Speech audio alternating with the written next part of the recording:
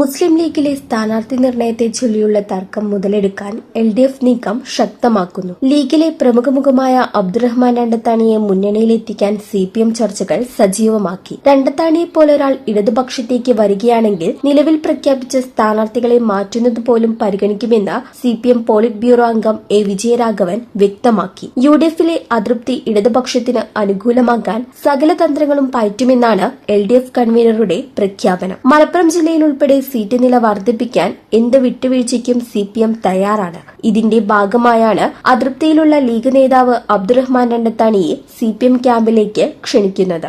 മുസ്ലിം ലീഗിനെതിരായി വരുന്ന കാര്യങ്ങളെ പ്രതിരോധിക്കുകയും ലീഗിന് അനുകൂലമായി ഏത് കാര്യങ്ങളെയും ഏതളവ് വരെയും വ്യാഖ്യാനിക്കുകയും ചെയ്തിട്ടുള്ള ലീഗ് നേതാവാണ് അബ്ദുറഹ്മാൻ രണ്ടത്താണി. അത് നമ്മൾ മനസ്സിലാക്കാതെ പോയിട്ട് അതേ MLA ആയിട്ടുണ്ട്. MLA മാത്രമല്ല, ലീഗിന്റെ പ്രയാസം ഉണ്ടായ ഘട്ടങ്ങളിൽ, ലീഗ് ഡിഫൻസീവിലും ബാക്ക്ഫുട്ടിലും വരുന്ന ഘട്ടങ്ങളിൽ മുസ്ലിം ലീഗിനെ ഏറ്റവും കൂടുതൽ പ്രതിരോധിച്ച് മുസ്ലിം ലീഗിന്റെ വക്താവായി കേരളീയ പൊതുസമൂഹത്തിൽ വന്നിട്ടുള്ളതാണ്. അദ്ദേഹം അസംതൃപ്തനായി എന്നതിന് ചെറിയൊരു കാര്യമില്ല. അത്രയും പ്രഗത്ഭനായിട്ടുള്ള ഒരാൾ ഇടതുപക്ഷത്തേക്ക് വരുന്ന ഗുണം ചെയ്യില്ലേ? അല്ല, അത് ഞാനിപ്പോൾ പറയാൻ പാടില്ല. അതൊക്കെ അദ്ദേഹം ഒരു അദ്ദേഹം നേതാക്കളുമായിട്ട് നല്ല ബന്ധമാണുള്ളത് എന്ന് പറഞ്ഞിട്ടുണ്ട്. സത്യമാണ്. ഒരുപാട് മുസ്ലിം ലീഗ് ഞങ്ങളൊക്കെ ഇവിടെ ഉള്ള ആൾക്ക് ഞങ്ങളെല്ലാവരും നല്ല സൗഹൃദത്തിലാണ്. അത് സ്വാഭാവികമാണ്.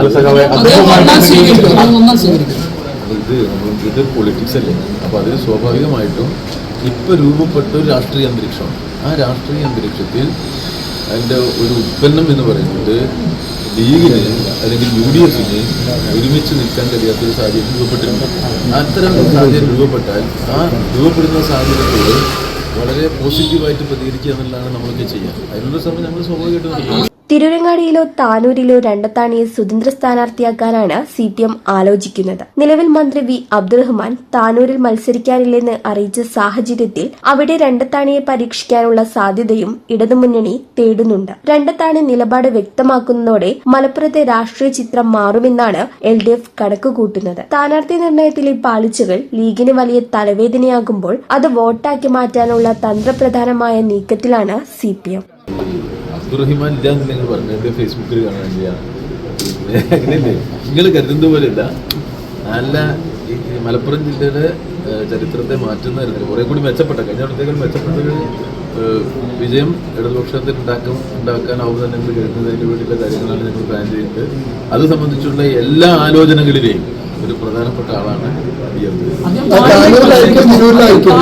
ഇത്തരങ്ങൾ മനസ്സിലാക്കിയാൽ മതി. ഇപ്പോൾ അബ്ദുറഹ്മാൻ എപ്പോഴും ഒരു വളരെ വേഗതയിൽ ചിന്തിക്കുകയും പ്രവർത്തിക്കുകയും ചെയ്യുന്ന ഒരു MLA മന്ത്രിയായിരുന്നു.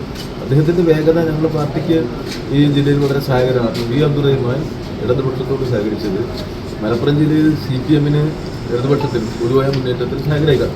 ഇപ്പോൾ രൂപപ്പെട്ടു വന്ന പ്രശ്നങ്ങളിൽ ഈ കാര്യങ്ങളാകെ ഒന്ന് ഇടപെടാൻ അബ്ദുറഹ്മാൻ ഞങ്ങളുമായിട്ട് സഹകരിച്ച് വളരെയേറെ കാര്യമായിട്ട് ഇടപെട്ടുകൊണ്ടിരിക്കുകയാണ്. അതിപ്പോൾ മനസ്സിലാക്കിയാൽ സ്വതന്ത്ര സ്ഥാനാർത്ഥി മത്സരിക്കാൻ സാധ്യത ഉണ്ടെന്ന് കേൾക്കുന്നു. മങ്കടയിൽ അവിടെ ഒരു ഐക്യത്തിന്റെ സാധ്യത കേട്ടോ.